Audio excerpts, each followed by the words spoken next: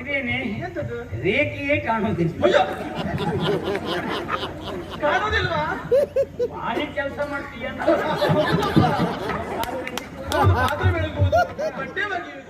ಹಿಂದಾದದ್ದನ್ನು ಹೇಳ್ತೇನೆ, ಮುಂದಾಗುವುದನ್ನು ಹೇಳ್ತೇನೆ, ನಡೆಯಬಹುದಾದದ್ದನ್ನು ಅಂತೆಯೇ ಹೇಳ್ತೇನೆ. ಯಾವುದೇ ರೀತಿ ಭವಿಷ್ಯ ಹೇಳುವಂತ ಯೋಗ್ಯತೆ ಉಂಟು, ಆದ್ರೆ ನಮ್ಮ ಭವಿಷ್ಯವೇ ಅಂತದ್ದು ಅಂತ ನಮ್ಗೆ ಗೊತ್ತಿಲ್ಲ. ಅಲ್ಲ ಓ ಯಾವ ಊರೈತೆ ನಿನಗೆ? ನಾನೀಗ ಬಿಟ್ಟು ಬಂದದ್ದೇವು. ಹೌದಾ? ಇದು ನಮಸ್ಕಾರ ಭಾಗವತ್ರೆ. ನಮಗೀಗ ಎಷ್ಟು ಬೊಬ್ಬೆ ಹಾಕಿದ್ರು ನಮ್ಮ ಹತ್ರ ಕೇಳಲಿಕ್ಕೆ ಬರುವವರು ಇಲ್ಲ ನೋಡಿ, ಆ ಪರಿಸ್ಥಿತಿ ಇದೆ. ಹಾಗೆ ನೋಡಿದ್ರೆ ನಿಮ್ ಬಗ್ಗೆ ಏನಾದ್ರೂ ಹೇಳೋಣವೇ? ನೋಡುವ, ನೀವು ಏನಂದ್ರೆ ಕಣಿ ಹೇಳೋಳು, ಆದ್ರೆ ನಾವು ಹೇಳುವುದಿಲ್ಲ, ನಮ್ಮ ಕಣಿ ಹೇಳುವುದು. ನೀ ಹೇಳುದು ಭವಿಷ್ಯ ನಾನು ಹೇಳುವುದು ಅಂತ ಹೇಳಲಿಕ್ಕಿಲ್ಲ, ದುರಹಂಕಾರ ಆದೀತು. ಕಣಿ ಹೇಳೋಳು, ಕಣಿಯೇ ಹೇಳುವುದು. ಹಾಗಿದ್ರೆ ನಮ್ಮ ಭವಿಷ್ಯದ ಬಗ್ಗೆ ನಿಮ್ ಕಣಿ ಏನು ಹೇಳ್ತದೆ ನೋಡು. ನಿಮಗೆ ಯಾವ ತೊಂದರೆಯೂ ಇಲ್ಲ. ಒಂದೇ ಮಾತಿನಲ್ಲಿ ಹೇಳಬೇಕು ಅಂತ ಆದ್ರೆ ಪಾಪ ಈ ವರ್ಷ ನಿಮ್ಮ ಸಾಲಿನಲ್ಲಿ ಇದ್ದವರೆಲ್ಲ 9 ತಿಂಗಳು ಮನೆಯಲ್ಲಿ ಕುತ್ಕೊಂಡ್ರು ಬಿಟ್ಟರೆ ಮಾಡಿದ್ರೆ ಅಂತದ್ದು ಇಲ್ಲ. ನೀವು ಇಂಥ ಪರಿಸ್ಥಿತಿಯಲ್ಲಿ 9 ದಿವಸವೂ ಮನೆಯಲ್ಲಿ ಇಲ್ಲ. ನೀವು ತಂಡ ತಕೊಂಡು ಹೋಗ್ಲಿಕ್ಕೆ ಅವಕಾಶ ಇಲ್ಲದೆ ಹೋದ್ರು ಪಾಪ ತಂಡದವ್ರ ಮನೆಯಲ್ಲಿ ಕೂತ್ರು ನಿಮ್ಗೆ ಅನುಕೂಲ ಆಯ್ತು. ಯಾಕೆಂದ್ರೆ ತಂಡ ಇಲ್ಲ, ನಿಮ್ದು ಹಿಮ್ಮೇಳ ವೈಭವ 3 ಜನ, ಅದೆಲ್ಲ ಶುರುವಾಯ್ತು. ನಿಮ್ಗೆ ಅನುಕೂಲ ಆದದ್ದೇ ಅದು. ನಿಮ್ಮ ಅದೃಷ್ಟದ ಮುಂದೆ ಅದೃಷ್ಟವೇ ಇಲ್ಲ. ನಾನು ಒಂದೇ ಮಾತನ್ನ ಹೇಳ್ತೇನೆ. ಮತ್ತೆ ಮೊದಲಾದ್ರೂ ಕಡಿಮೆ ತಗೊಳ್ತಿದ್ರಿ, ಈ ಸಂದರ್ಭದಲ್ಲಿ ಅದಕ್ಕಿಂತಲೂ ಹೆಚ್ಚಿಗೆನೇ ತಗೊಬಂದ್ರಿ ನೀವು. ಮೊದಲು ಹೋದ್ರು ತರುವುದೆಷ್ಟು ಹೇಳೋದಕ್ಕಿಂತಲೂ ಈ ಸಂದರ್ಭ ಮತ್ತೊಂದು 2-3 ಸಾವಿರ ಹೆಚ್ಚಿಗೆನೇ ತಗೊಂಡ್ರಿ, ಬಿಟ್ಟರೆ ನೀವು ಕಡಿಮೆ ತಗೊಳ್ಳಿಲ್ಲ. ಅದು ಅನುಕೂಲ ಆಯ್ತು ನಿಮ್ಗೆ. ಯಾಕೆಂದ್ರೆ ತಂಡ ಕರೆಸಬೇಕಿದ್ರೆ ಮತ್ತೆ ಹೆಚ್ಚಾಗ್ತದೆ. ನಿಮ್ಗಷ್ಟೇ ಕೊಡುವಾಗ ಆಗ ಅವ್ರು ಲೆಕ್ಕ ಹಾಕುದಿಲ್ಲ. ನೀವು ಪಾಪ ಮೊದಲೆಗಾರ ಚಂಡೆ ಎಲ್ಲ ಸೇರಿಸ್ಕೊಂಡು ಹೋಗಿ ಅವರಿಗೆಲ್ಲ ಇಷ್ಟಿಷ್ಟು ಅಂತ ಹೇಳಿ ನೀವಿಷ್ಟ ತಗೊಂಡು ಕ್ರಮ ಹಾಗೆ. ಸ್ವಾಮಿ, ಅದರಲ್ಲೂ ನಿಮ್ಗೆ ಒಂದು ಒಳ್ಳೆ ಸುದ್ದಿ ಕೇಳಿದ್ನಪ್ಪ ನಾವು. ಎಂತ ಸುದ್ದಿ?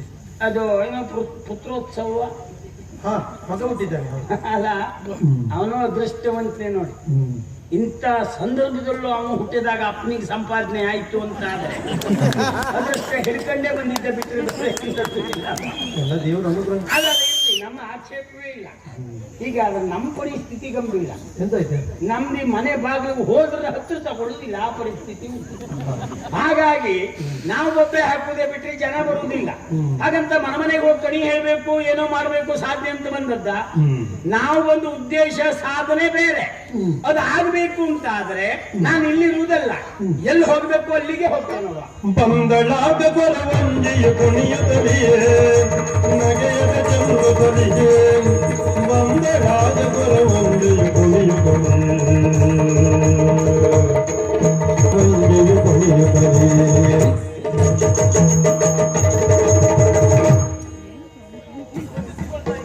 ಒಳ್ಳೆದಾಗಲಮ್ಮ. ಮುಖವನ್ನು ನೋಡುವಾಗ ಇವರಿಗೆ ಇದು ಹೊಸ ಮುಖ ಇರುವ ಹಾಗೆ ಅಲ್ವಾ? ಹೌದಪ್ಪ, ಇದು ನಿನಗೆ ನನ್ನ ಮುಖ ಹೊಸ್ತು. ಹಾಗಂತ ಕೆಲವರಿಗೆಲ್ಲ ನಮ್ದು ಹೊಸ್ತು. ಹೌದಾ? ಇದ್ದಾರೆ. ಹೌದಾ? ನೀನು ಹೊಸ್ತಾಗಿ ನೋಡೋದ್ರಿಂದ ನಿನಗೆ ಹಾಗೆ ಅನಿಸ್ತು. ಹೌದಾ? ಅದು ನೀವು ನೋಡುವಾಗ ಆಶ್ಚರ್ಯ. ಯಾಕೆ? ಹೊಸ ರೀತಿಯ ವೇಷಭೂಷಣ. ಹೌದಪ್ಪ, ವೇಷಭೂಷಣ ಎಂತ ನನ್ನ ನೋಡಿದ್ರೆ ವೇಷ ಮಾಡ್ಬೇಕಂತ ಅಲ್ಲ ಅಲ್ಲ, ಹಾಗೆ ಹೇಳಿದ್ದಲ್ಲ. ಅದೇ ಹೌದು ಅಂತ ಆದ್ರೆ ನಿಂದೆಂತದ್ದು? ಎಂತದ್ದು? ಅದೇ ಅದೇ ಹಾಗೆ ಅಲ್ಲಲ್ಲ, ನನ್ನದು ಹೊಸ ವೇಷಭೂಷಣ ಅಂತ ಆದ್ರೆ ನಿನ್ನದ್ದು ಎಂತದ್ದು? ಈ ನಾಡಿನಲ್ಲಿ ಇಂಥ ವಿನ್ಯಾಸ ನೋಡ್ಲಿಲ್ಲ ಎನ್ನುವಾಗ ಹೇಳಿ. ಹಾಗೆ ಹೌದು, ಅದು ನೀನು ಈಗ ನನ್ನ ಸಾಲಿನವರು ಇಲ್ಲಿ ಬಂದಿದ್ರ? ಇಲ್ಲ, ಯಾರು ಬರ್ಲಿಲ್ಲ. ಬರ್ಲಿಲ್ಲ. ಇಲ್ಲಪ್ಪ. ಕರವಂಜಿ ನೋಡಿದ್ಯಾ? ನೀರ್ ಕರ್ಗುಂಜಿ ತಿನ್ನು. ಮತ್ತೆ ಅವರಿಗೊಂದು ಕೊಡ್ಬೇಡ, ಸ್ವರ ಅವ್ರು ನೀವು ಒಬ್ಬರೇ ತಿನ್ನು. ಯಾಕೆಂದ್ರೆ ನಿನ್ನ ಸ್ವರ ಹೋಗೋ ಪ್ರಶ್ನೆ ಇಲ್ಲ, ತಿನ್ನು. ಹಾಗಲ್ಲ, ನೀ ಹೇಳಿದ್ದು ಕೊರವಂಜಿ. ಕರವಂಜಿ ಕಣಿ ಹೇಳುವವಳು. ನೀನು ಕಣಿ ಹೇಳುವವಳ? ನಿನ್ನ ಹೆಸರು? ನನ್ನ ಹೆಸರು ವಿಶಾಲಾಕ್ಷಿ. ಎಷ್ಟು ವಿಶಾಲ ಉಂಟು ಮನಸ್ಸು, ಹೃದಯ ಎಲ್ಲ. ಹಾಗೆ ನಾವು ನಿನ್ನ ನೋಡಿ ಮಾತುಂಟು ನನ್ನದು. ಕೇಳಮ್ಮ ಏನು ಅಂತ. ವಿಶಾಲಾಕ್ಷಿ ಕಡಿಯ ಮೇಲೆ. ಓ ಕೊರವಂಜಿ, ಓ ವಿಶಾಲಾಕ್ಷಿ, ಖುಷಿ ಏನೇ ನಿನ್ನ ನೋಡುವಾಗ ನಂಗೆ ಸಂತೋಷ ಆಗುದು. ಆಗ್ಲಿ ಹೌದಾ? ನಿನಗಾದ್ರೂ ಆಯ್ತಲ್ಲ. ಹೌದು. ಹಾ ಯಾಕಂತ ಹೇಳಿದ್ರೆ ಹಾ ನಾಡಿದು ವೀರಪುರ. ನಾಡಿದು ವೀರಪುರ. ಹಾ ಹಾ ಹಾ ಇದನ್ನ ಆಳುವಂತ ಅಧಿಕಾರಿ ಹಾ ವೀರ್ಯಚಂದ್ರ. ವೀರ್ಯಚಂದ್ರ. ಹೌದು. ಹಾ ಹಾ ರಾಜನಿಗೆ ಒಬ್ಬಳು ಮಗಳಿದ್ದಾಳೆ, ಹೌದಾ? ರಾಜಕುಮಾರಿ. ಅವಳ ಹೆಸರು ವೀರೆ. ಎಂತದ್ದು? ಅಡ್ಡಿಲ್ಲ, ಎಲ್ಲ ಸಾಮ್ಯತೆ ಉಂಟು ಅಲ್ವಾ? ಹೌದು, ಒಂದಕ್ಕೊಂದು ಹೊಂದಾಣಿಕೆ ಉಂಟು. ನನ್ನ ಗೆಳತಿ. ಹಾ ಅವಳಿಗೆ ನಾನು ಗೆಳತಿ. ಹುಡುಗಿ ನೀನ್ ಗೆಳತಿ, ಹೆಸರು ನೀ ಶೂರಿಯ. ಅಲ್ಲ, ಒಂದಕ್ಕೊಂದು ಸಾಮ್ಯತೆ ಇದ್ದರೆ ಹಾ. ಅವ್ರು ವೀರ್ಯ ಹಾಕರೆ ನೀ ಶೂರಿಯ. ಹಾಗಲ್ಲ. ಹಾ. ನನ್ನ ಹೆಸರು ಹಾ. ಕಮಲಿ ಎನ್ನುವ ಹಾಗೆ. ಕಮಲಿ. ಕಮಲಿ. ಹಾ, ಹಾ. ನೋಡಿದವರೆಲ್ಲ ಹೇಳುದು ಹಾ. ಕಮಲಿ ಕಮಲಿ ಕಮಲಿ ಎನ್ನುವ. ಹಾಗೆ ಅರಳದಂತೂ ಹೌದು, ಮುಖದಲ್ಲಿ ಯಾವ ಭಾಗ ಅಂತ ಬೇಕು ಅಲ್ವಾ? ಹಾ. ಅದೇನೇ ಇರಲಿ, ಹಾ ಹಾ ಅವಳಿಗೆ ಪ್ರಾಣ ಸ್ನೇಹಿತ ನಾನು. ಹಾ. ಹೀಗಿರುವಾಗ ಅವಳೊಂದು ವಿಶೇಷತೆ ಉಂಟು. ಏನು? ಅವಳಿಗೆ ಒಂದು ವ್ರತದಲ್ಲಿದ್ದಾಳೆ. ವ್ರತ ವ್ರತ. ಮದುವೆ ಆಗಿದೆಯಾ? ಮದುವೆ ಆಗ್ಲಿಲ್ಲ. ಅವಳದ್ದು ವ್ರತವ? ಹೌದು. ಏನು? ಕಿಮಿಚ್ಚಿಕ ವ್ರತ. ಎಂತದ್ದು? ಕಿಮಿಚ್ಚಿಕ. ಭಾಗವತಿದೆ ಅಂತ ನಿಮ್ಗೆ ಅದೇ ತಲೆಗೆ ಹೋಗ್ತದೆ ಬೇರೆ ಯಾಕಂದ್ರೆ ಮೊದಲು ಅಪ್ಪ ಯೋಚಿಸಿದ್ರು, ನೀವು ನೋಡಿದ್ರಲ್ಲ. ಅದಕ್ಕೆ ಕಿಮಿ ಚುಚ್ಚುದೇ ಬಂತು ನಿಮ್ ಬಾಯಲ್ಲಿ. ಹೊಂದಾಣಿಕೆ ನೋಡಿ. ಅದು ಅಲ್ಲ, ಚುಚ್ಚಿಕೊಂಡವರೇ ಅವರು. ಹಾ ಹಾ ಅಲ್ಲೂ ಒಂದು ಸಮವಸ್ತ್ರ ಇದ್ದ ಹಾಗೆ ಅವ್ರದ್ದು ಎಲ್ಲ ವ್ಯವಸ್ಥೆ ಹಾಗೆ ಹೊಂದಾಣಿಕೆ ಉಂಟು. ಹೌದು ಹೌದು. ಕಿಮಿಚುಚ್ಚು ವ್ರತ ಅಂತ ಹೇಳಿದಲ್ಲ, ಹಾ. ಕಿಮಿಚ್ಚಿಕ ವ್ರತ. ಕಿಮಿಚ್ಚಿಕ. ಹೌದಪ್ಪ. ಹಾಗಂತ ಹೇಳಿದ್ರೆ ಹಾ. ಆ ವ್ರತದಲ್ಲಿ ಕುಳಿತಂತ ಆ ಸಂದರ್ಭ. ವ್ರತದ ಹೆಸರು ಹೇಳುವುದಕ್ಕಿಂತ ಭರತು ಸುದೇರಾಗಲಿಲ್ಲ. ಇದನ್ನು ಮಾಡಿದ್ರು ಚಿಕ್ಕ ಕಿವಿ ಇರ್ತಾರೆ. ಸ್ವಲ್ಪ ಹೆಚ್ಚು ಕಡಿಮೆ ಆಗ್ತದೆ. ಅಲ್ವಾ? ಹಾ ಹಾ ಹಾ ಆ ವ್ರತದ ನಿಯಮ ಹೇಗೆ ಕೇಳಿದ್ರೆ, ಏನು? ಆ ವ್ರತದಲ್ಲಿ ಕುಳಿದಂತಹ ಸಂದರ್ಭ ಹಾ. ಅವಳ ಬಳಿಗೆ ಬಂದು ಯಾರು ಏನೇ ಕೇಳಿದ್ರು ಹಾ. ಅವಳು ಇಲ್ಲ ಎನ್ನುವಾಗ ಹೇಳುವುದಿಲ್ಲ. ಓಹೋ, ಏನೇ ಕೇಳಿದ್ರು ಕೊಡ್ತಾಳೆ. ಕೊಡಬೇಕು. ಕೊಡಬೇಕು, ಕೊಡತಕ್ಕದ್ದು. ಹಾ ಹಾಗಾಗಿ ಕೊಡ್ತಾಳೆ ಅಲ್ವಾ? ಹಾ ಹಾಗಿರುವಂತ ಅವಳ ಹಾ ಅವಳೀಗ ಮದುವೆ ಪ್ರಾಯಕ್ಕೆ ಬಂದಿದ್ದಾಳೆ. ಪ್ರಾಯಕ್ಕೆ ಬಂದದ್ದು. ಹೌದು. ಹೌದು. ಅದೇ ನಿನ್ನಲ್ಲಿ ಕಣಿ ಕೇಳಬೇಕಾದ್ದು ಅದೇ ವಿಚಾರ. ಅವಳ ವಿಷಯವಲ್ಲ. ಹೌದಪ್ಪ. ಏನಂತ? ಅವಳು ಯಾರನ್ನ ಮದುವೆ ಆಗ್ತಾಳೆ, ಹಾ ಮದುವೆ ಆಗುವ ಹುಡುಗ ಎಲ್ಲಿದ್ದಾನೆ, ಹಾ. ನೋಡುವುದಕ್ಕೆ ಹೇಗಿದ್ದಾನೆ, ಯಾವ ಉದ್ಯೋಗದಲ್ಲಿ ಇದ್ದ? ಯಾವ ಉದ್ಯೋಗದಲ್ಲಿ ಇರ್ತಾನೆ, ಈಗೆಲ್ಲ ಹೆಣ್ಮಕ್ಳು ಮದುವೆ ಆಗೋರು ಕೇಳುವುದು ಮೊದಲದು ಎಷ್ಟು ಸಂಬಳ ತಗೊಳ್ತಾನೆ. ಹಾ ಸಂಬಳ ಎಷ್ಟಾಗಂತ, ಅಲ್ವಾ? ಎಷ್ಟು ಹಾಳು ಮಾಡ್ತಂತ ಯಾರು ಕೇಳುದು? ಸಂಬಳ ಎಷ್ಟು ಅವನಿಗೆ? ಎಷ್ಟು ಸಂಬಳ ಬಂದ್ರೆ ಹಾಳು ಮಾಡ್ತೇವೆ ಮತ್ತೆ. ಸಂಪಾದನೆ ಈಗ ಅದಕ್ಕಿಂತ ನಿಜವಾಗಿ ಕೇಳ್ಬೇಕಾದ್ರೆ ಏನು ಗೊತ್ತಾ? ಏನು? ಅವ ದುಡಿಯುವುದು ಎಷ್ಟು ಹೇಳುವುದಕ್ಕಿಂತ ಉಳಿಸುವುದು ಎಷ್ಟು ಅಂತ ಕೇಳ್ಬೇಕು ಅಲ್ವಾ? ಅದನ್ನ ಯಾರು ಕೇಳುವುದಿಲ್ಲ. ಹಾ. ನೀನ್ ಹೇಳಿದಾಗೆ ಸಂಬಳ ಎಷ್ಟು ಉಂಟು? ಹಾ. ಹಾ. ನೋಡುವುದಕ್ಕೆ ಹೇಗಿದ್ದಾನೆ, ಹಾ. ಯಾವಾಗ ಬರ್ತಾನೆ, ಹಾ. ಯಾವಾಗ ಅವನು ಮದುವೆ ಆಗ್ತಾನೆ, ಹಾ. ಅವಳ ಮದುವೆ ವಿಚಾರದ ಕುರಿತು ಕಣಿ ಹೇಳ್ತೀಯಾ? ಇಳುವರಿ ಇಲ್ಲಿ ನಿನ್ನ ಗೆಳತಿ ಯಾರು ಅಂದೆ? ವೀರೆ ವೀರೆ ವೀರೆ. ವೀರೆ. ಗೆಳತಿ ಹೌದು. ರಾಜಕುಮಾರಿ. ರಾಜಕುಮಾರಿ. ಕೆಲಸಕ್ಕೆ ಇದ್ದವರು ಮದುವೆ ಆಗ್ತಲ್ಲ,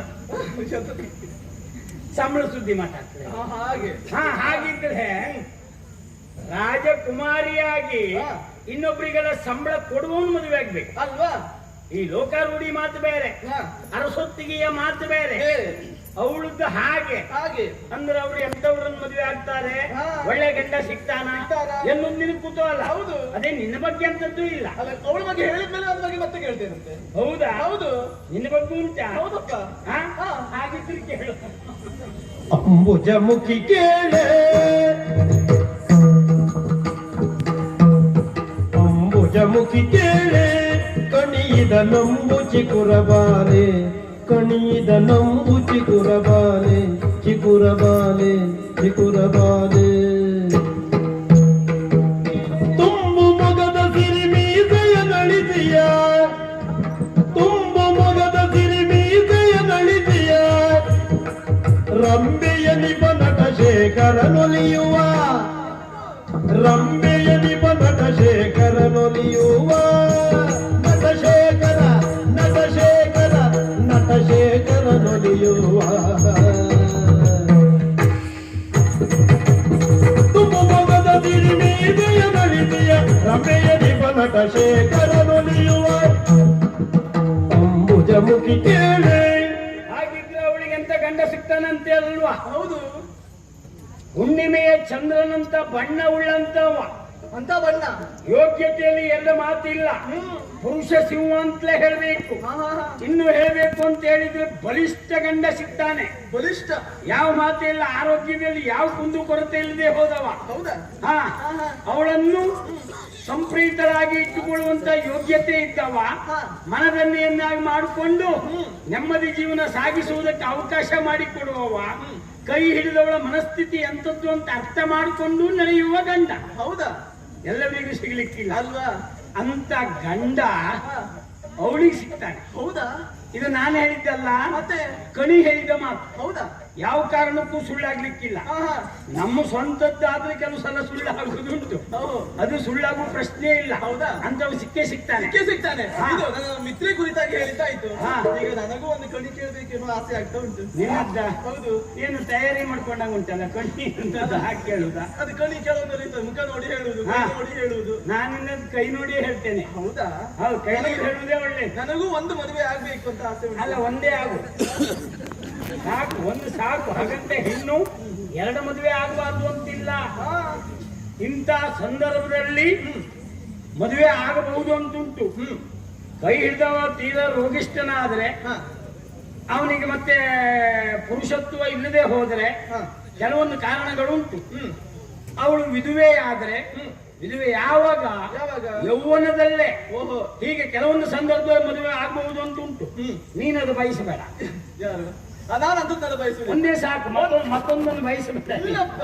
ಹಾ, ಹಾಗೆ. ಈಗ ನನ್ನ ಕುರಿತಾಗಿ ಒಂದು ಕಣಿ ಹೇಳ್ಬೇಕು. ಕಣಿ ಹೇಳ್ಬೇಕಾ? ನಾನು ಮದುವೆ ಆಗೋ ಹುಡುಗ ಎಲ್ಲಿದ್ದಾನೆ, ಹಾ. ನೋಡುವುದಕ್ಕೆ ಹೇಗಿದ್ದಾನೆ, ಹೌದಾ? ಯಾವಾಗ ಬರ್ತಾನೆ, ಹಾ. ಯಾವಾಗ ನನ್ ಕರ್ಕೊಂಡು ನಿನಗೆ ಕಾಲ ಕೂಡಿ ಬಂದಾಗ ಅವನು ಬರ್ತಾನೆ. ಮದುವೆಗೆ ಕಾಲ ಕೂಡಿ ಬಂದಾಗ ಅವ ಒಂದೇ ಬರ್ತಾನೆ. ಹಾಗೆ ಹುಟ್ಟಿ ಹೇಳ್ಬೇಡ. ಏನ್ ನೋಡ್ರ, ಇದೇನೆ ಎಂತದ್ದು? ರೇಖೆಯೇ ಕಾಣೋದಿಲ್ಲ. ಅಯ್ಯೋ! ಕಾಣೋದಿಲ್ವಾ? ಭಾರಿ ಕೆಲಸ ಮಾಡ್ತೀಯ. ಹೌದು, ಪಾತ್ರೆ ಬೆಳಗುವುದು, ಬಟ್ಟೆ ಒಗೆಯುವುದು, ಹೌದೌದು, ಮತ್ತೆ ಕಸ ಗುಡಿಸುವುದು, ಎಷ್ಟು ಕೆಲಸ ಇರ್ತದೆ. ನಿನ್ನ ಕೈ ನೋಡಿದಾಗ ಗೊತ್ತಾಯ್ತು.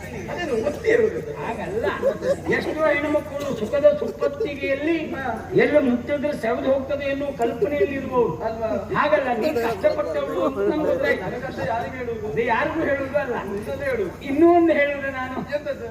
ಈಗ ನಿನ್ನನ್ನು ಮದುವೆ ಆಗುವ ಎಂತವ ಎಂತವ? ಜನಪ್ರಿಯ, ಜನಪ್ರಿಯ, ಬಹಳ ಜನರ ಮೆಚ್ಚುಗೆಯನ್ನು ಪಡೆದವ.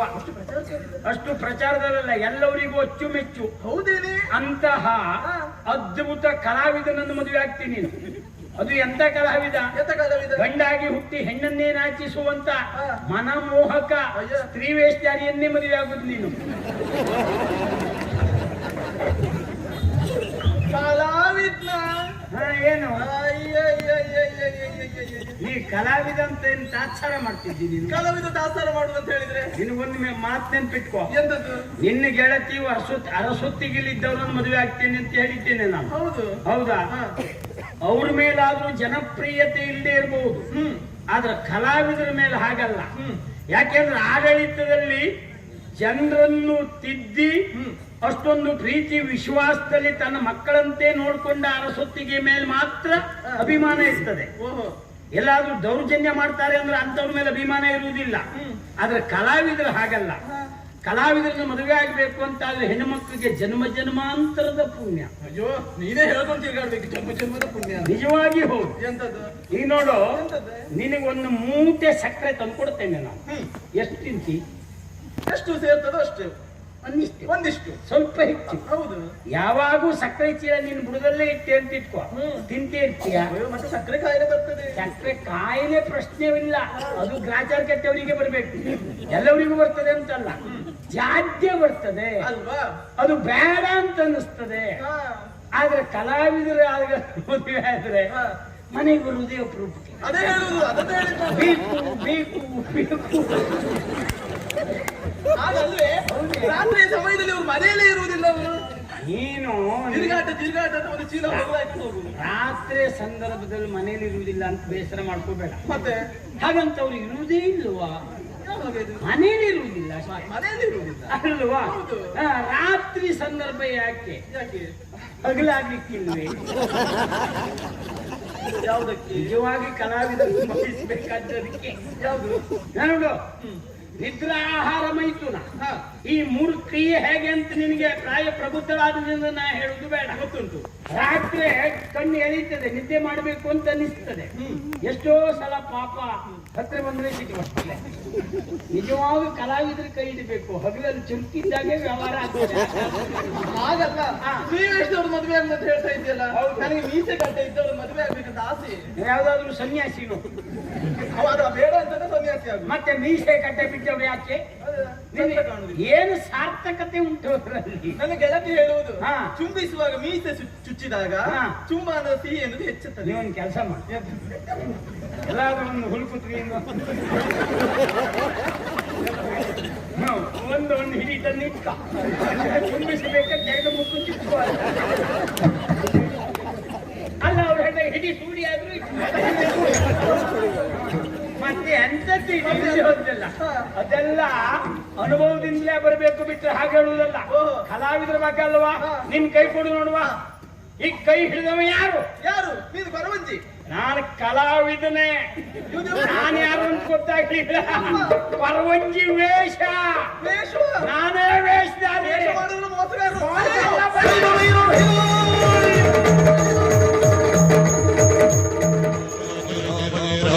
ಜಯ ರಾಮ ಜಯ ರಾಮ ಜಯ ರಾಮ